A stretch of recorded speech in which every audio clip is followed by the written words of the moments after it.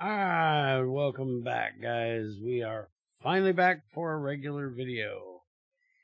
And I am in the middle of getting something prepared, but I figured I would, let's go do this first. I wanted to show you guys what we've been doing with all of our streams we've been doing here lately.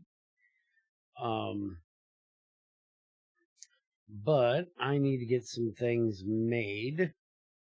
So we do have boards waiting. I need one of these. So we're going to go ahead and pop that in. And then I want 16 of these. And I need this one.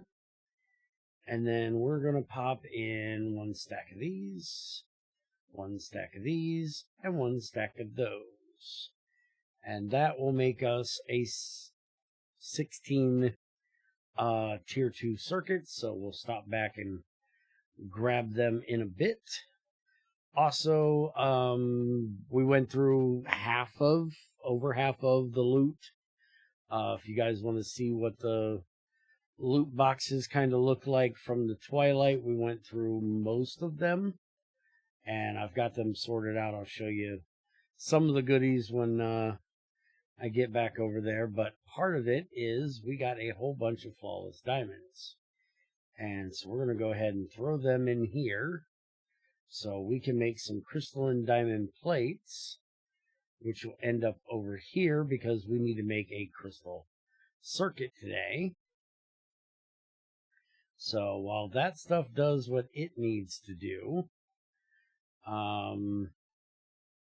I finally made an oven. We were doing it for testing because I was talking to Greg about how in the later versions there's a heating element that you can put in this place and it'll allow it to take electricity. And so Greg's actually talking about adding a fuel bottle that'll work as a fuel source in here. So we'll be able to use this and not have to feed it charcoal or whatever, which I think is awesome, especially seeing how you cannot automate out like you can a regular furnace. You can't put a hopper underneath this to pull out, because Greg wanted me to try doing a bucket of lava, which also is horrible because it does 100 smelts. So unless you're cooking a lot of things, it's going to waste almost the whole lava bucket, and you can't pull out the empty bucket like you can with a furnace. But we got it made. We did a bit of testing with that. I have a box of food stuff. This is mostly from the loot boxes, so I got all kinds of purple drink. But I haven't done much else in the kitchen lately. The main work we've been doing on the server, or on the live streams, was farming stuff. And you can see that we have 2 more farms now. I have gotten sticky reed, and I was just trying to get around 10 for gaining growth on my crops. That's what all these different little plots are. I've also gotten Greg's cucumbers. I got lemons. I got grapes. I'm going to start like a juice thing over here. Start breeding a lot of these together. They're actually pretty decent. And then these over here are flowers. We got 2 indigo and a cyanite or whatever it's called for the cyan.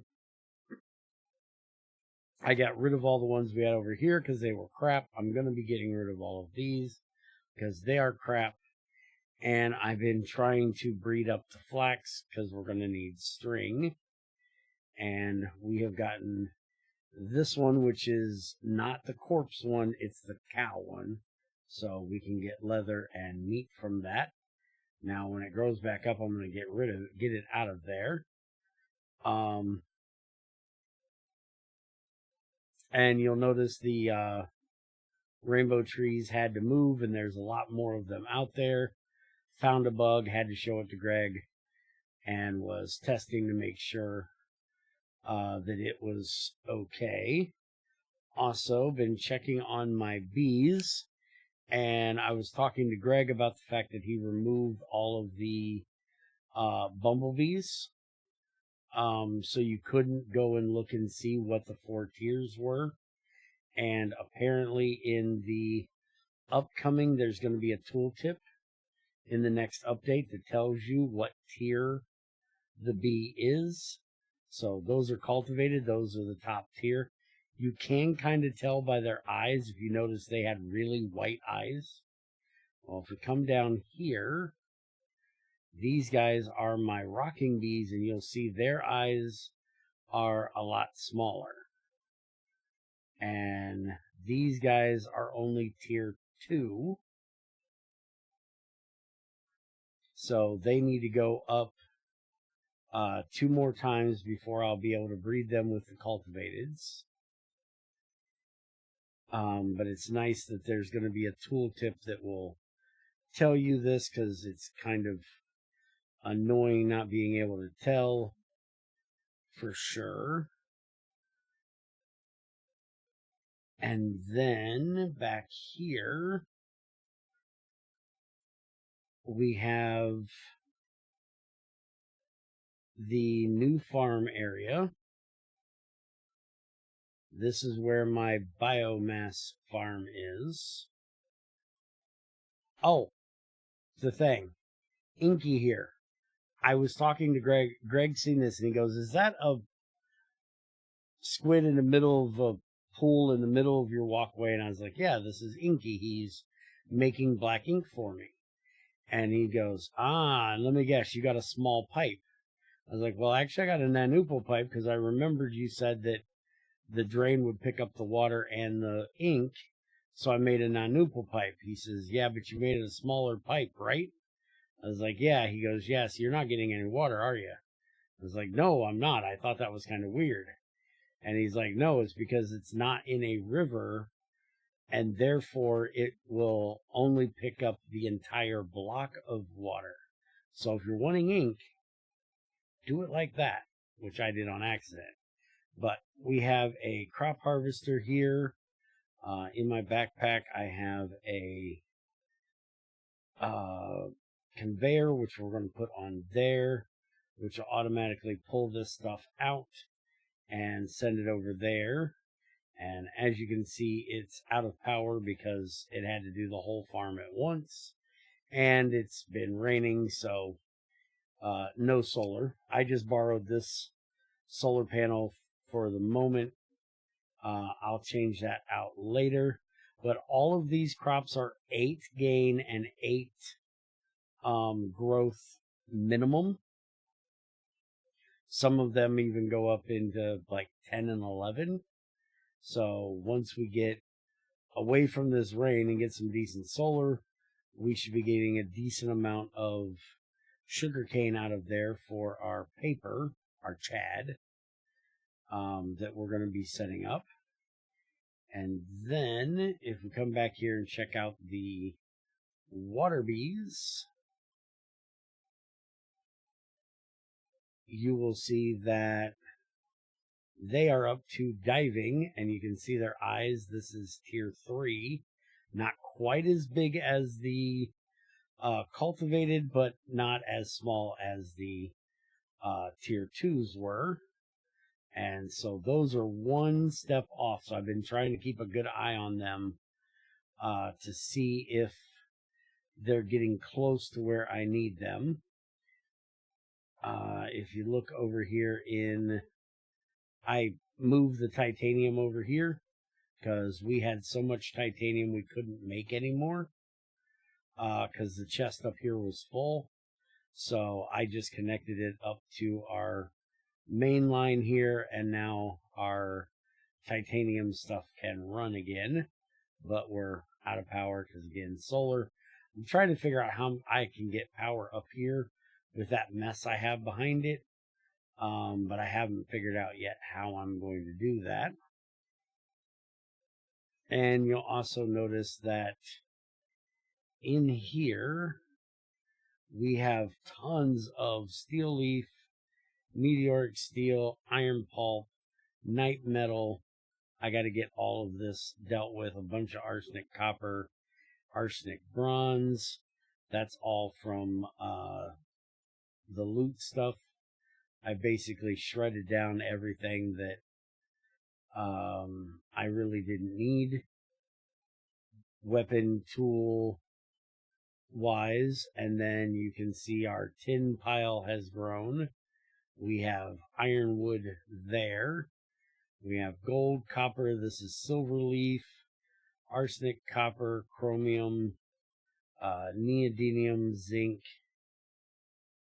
That's arsenic, copper. This is silver. The other ones I already had.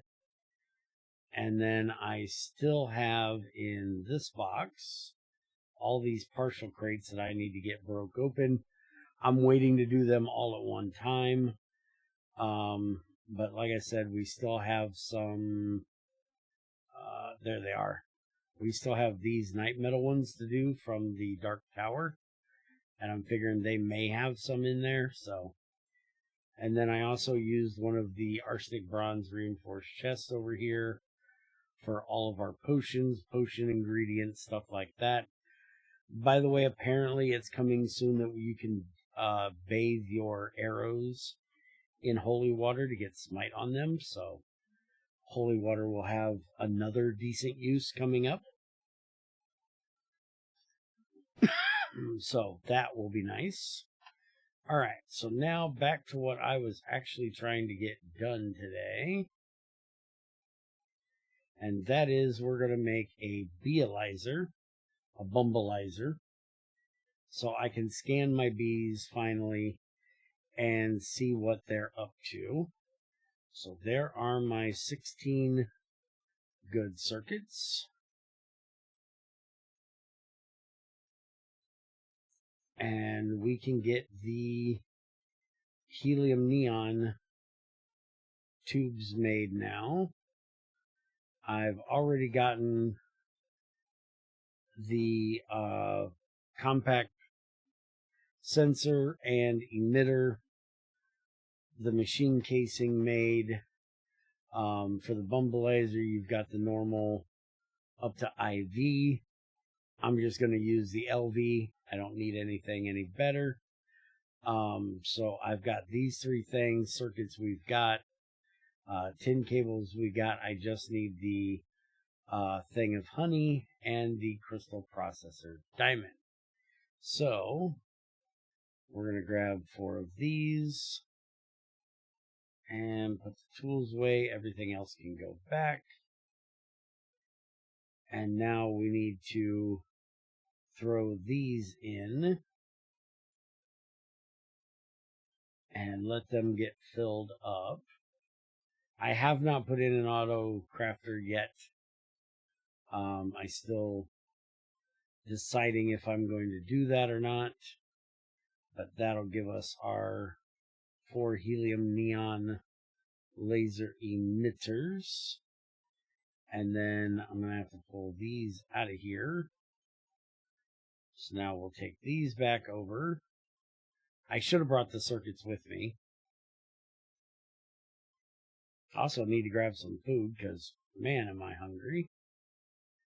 Luckily, I have tons of wafers in here that I've been gnawing on.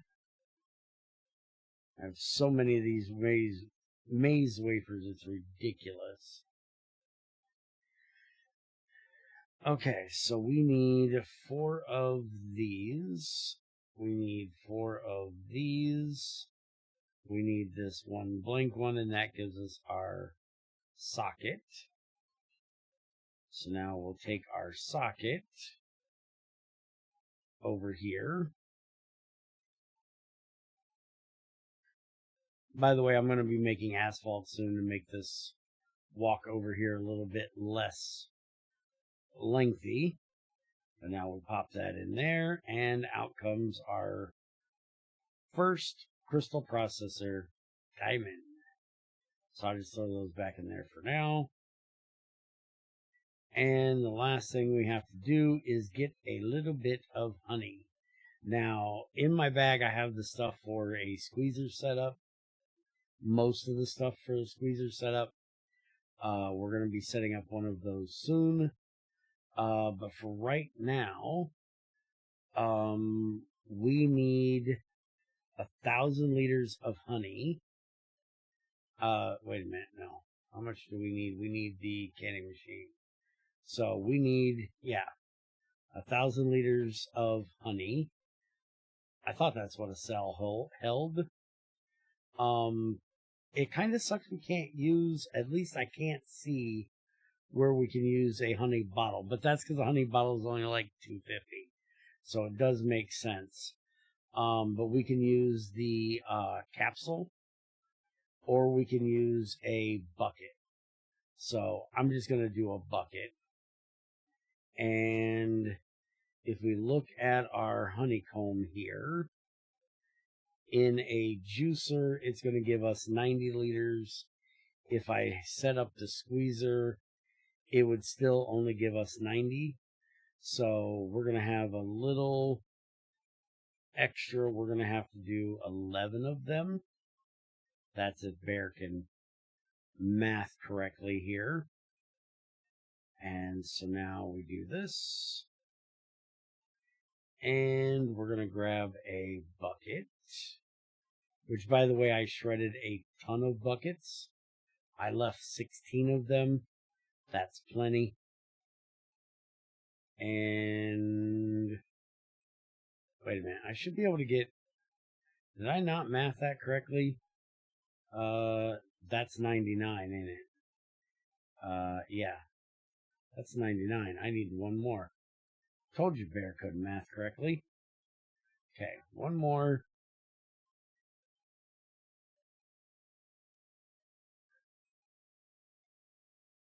There's my bucket of honey.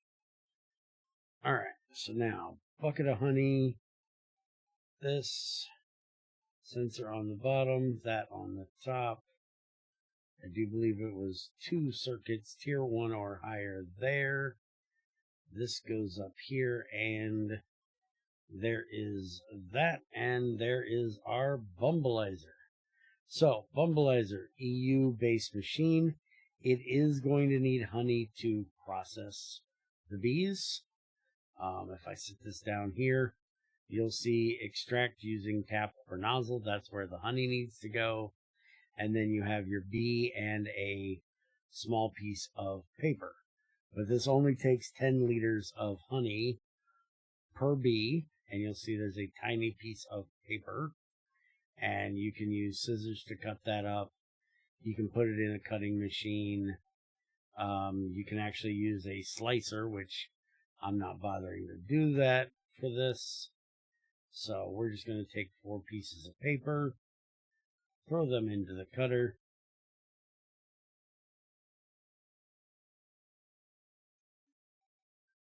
And that'll give us 32 little pieces and 4 tiny pieces of shad. So now we need somewhere to hook this up to LV. It needs to have power in the back. So let's go see what we have over here power-wise that we might be able to put this onto. Like, we can put it on right here, because that is LV. But I got to make the shut off, because this will not shut off automatically. So, do I have one of those pre-made? Automatic machine switch. Check that out. While we're here, let's go ahead and grab 11 should do it this time. Let's go ahead and make a thing of a bucket of honey.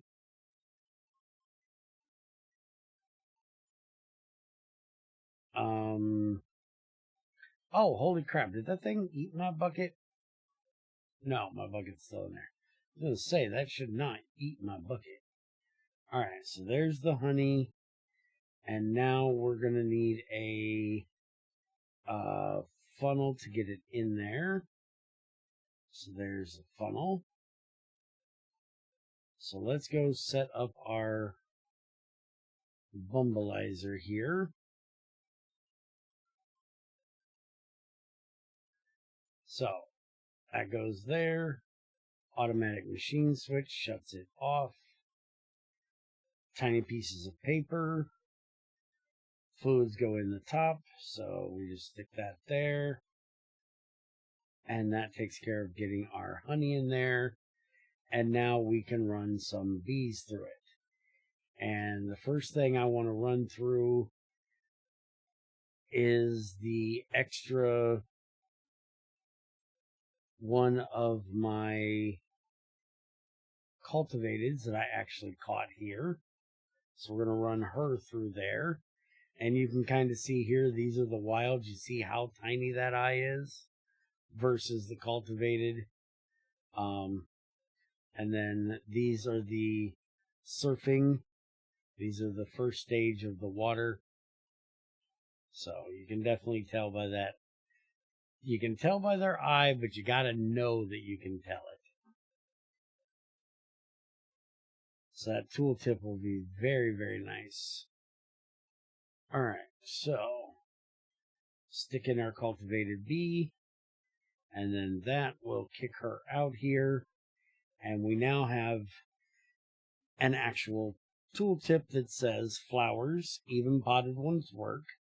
Humidity is 0.010002 to 0.57, so that's what humidity tolerance they have. Temperature is in a range of 257K to 297K. She gives 3 offsprings every cycle. Her life cycle is 19,213 ticks.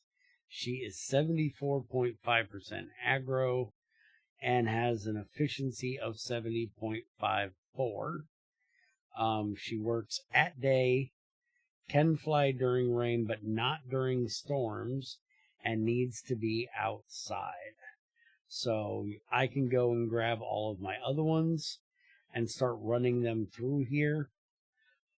Since we're talking about bees today, I just want to remind anybody of XAR's patented setup here for being able to detect when a bee is able to be pulled out. Because to pull out a bee, you have to have a scoop, but you cannot pull them out. You cannot pull the queens out. You can only pull them out when they are a princess. And you have a chance of them being more than one princess in there, but once the once the princess breeds with a drone and makes a new queen, she kills off the other princess, and the other princesses in there die. So you need something like this to detect when her cycle is done. So basically on here we have a let me put this back real quick. There we go. And this is a activity detector, the green one, processing. So basically with the setting that I have here, which is emit condition false, so that will give out a redstone signal whenever they are not in their breeding cycle. See, like right now, if I hurry up and open this up, we have a subnautic. That is the final tier. We have a subnautic princess. We have a diving princess. So if I didn't get ultra lucky here, our diving princess would have probably been the one that bred, and we wouldn't have our Subnautic queen. So now, because I was really, really lucky, I now have a second set of diving ones that I can put in another one, and I have a Subnautic, which is the last tier I need. So now, hopefully, when they breed, I will get extra drones, because I did get 2 drones here, plus that third one. So I should be able to get 2 or 3 drones that are Subnautic, and then try to mix those in with my cultivated. So there's no guarantee these are going to be exactly the same. They can change, but if we go ahead and put the diving princess in here, we can see that she can fly during any weather. So that's a good one to mix with your cultivated, because then it gives them the ability to work whether it's raining or not. Only works at the day, so we don't have nocturnal. And the bee needs to be outside. Now, the humidity tolerance on this is 0.0268. And if we bring this one down beside it, so they have almost the same humidity tolerance. One is 0.57 and one is 0.68. Temperature is 238 to 294, where this one is 257 to 296. So we need to get something between the 257 and the 294 is the temperature we need. The life cycle on this one is this is 83,000, where this one is 19,000. 2 offspring versus 3 offspring. 41 aggro versus 74 aggro. And 55 efficient versus 70 efficient. So, now, if you're wanting to know what your tolerances are, there is a nice way to do that, which is Bear grab some more food, because hungry again.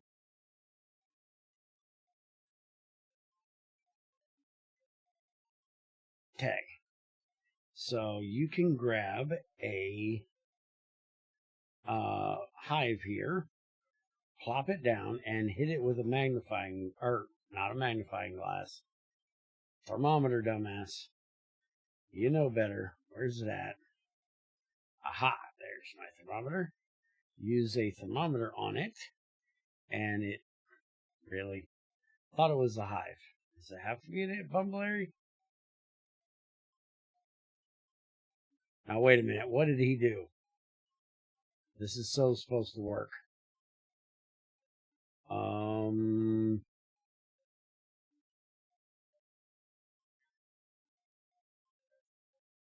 Supposed to be able to do that.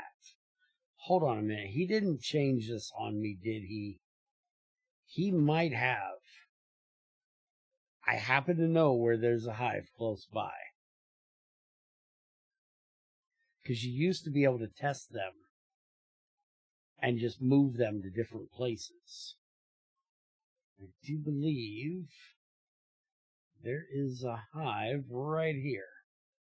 That's what it's supposed to do. He made it so you can't do it that way anymore. Greg. Okay, now wait a minute. Why does that now say there's a temperature there? Anyways, the temperature of this biome, which is river, but if we go up here, yep, still river. No, it's not. Change to forest. So if we check here, this is a forest biome, and that means that the forest biome hits in temperature of 284, humidity of 0.8. This bee needs a temperature above 257, so that's good. This one needs a temperature above 238 Neither one are above their max, so that's good. Humidity tolerance is only up to 0.57 and up to 0.68. Humidity here is 0.8, so that's not good. So we could not put them here. The reason being that these cultivated bees are actually from over here, which is a plains, and it is a humidity of 0.4 and 285. So why could I do that and not do it in there? Now I'm really confused. But anyways, humidity tolerance 0.4, temperature 285. That hits within both of their ratings. Humidity 0.6, 0.5. So yeah, both of these can work there, and temperature is in range. So we can bring our water bees over here, our subnautics, and be able to breed them in this biome. So I probably do not have to have them back there by the water, but I had them back there because I didn't know. I didn't have the Bumblizer to do this. But you do see requirement water is the flower for that one. So I will have to bring them out where they are close enough to the water when it is time to breed them or try to crossbreed them, which now I'm actually going to try this. We have, well, first off, I want to try this again. Oh, it did do it. Was I lagging before, or was it because it was white? Ah, see, it does too because it's the same. That one did 12. So yeah, I just didn't see it. I was blind. Okay, so you can still do it here. Never mind, Bear's an idiot.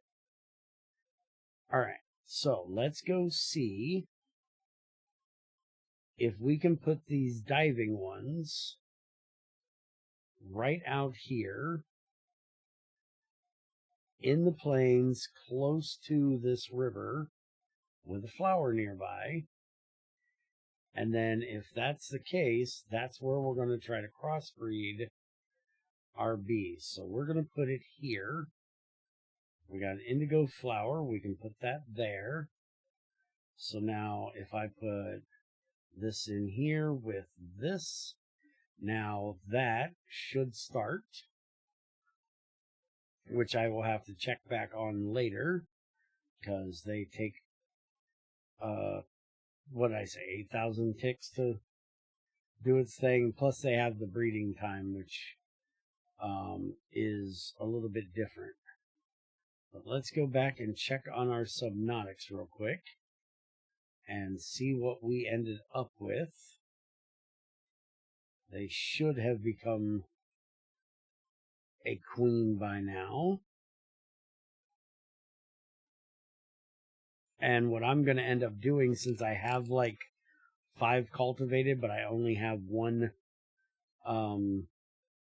subnautic, is I'm going to use the drones from this one and the queens and princesses from the cultivateds.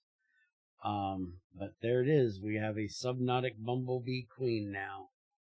So I'll keep an eye on that, and when I get some drones, we will try to do a video of trying to get them to crossbreed. I don't know anybody that's ever actually done this. So if anybody's done this and has successfully gotten them to crossbreed, let me know. But I don't know anybody that's done this yet. So I'm completely flying from the seat of my pants and a little bit of knowledge from XAR because he did a lot of the breeding. He just never got them to crossbreed, as far as I know. But that is a little bit more about bees, making the Bumblizer, and get back to you with another one when we can try to crossbreed them. And by the way, for anybody that doesn't know, the reason why we are trying to crossbreed them is because the only way to get the advanced Bumblizer, which allows you to extract honeycombs automatically, is you have to have a crossbreeded comb. So we have to get a bee to crossbreed and give us at least one crossbreeded comb, and then we'll be able to make an advanced Bumblizer, and we can automate the honeycomb out of it, which then we can use in our squeezer to make honey for our bio setup. So that is why I'm going through all of this. Also because, well, kind of needs tested, so I got to try it. So with that, I will see you guys next time. Hope you enjoyed. If you have any questions, let me know. Thanks as always to the patrons. Thanks y'all for your support in the series. Thanks for watching and have a good day.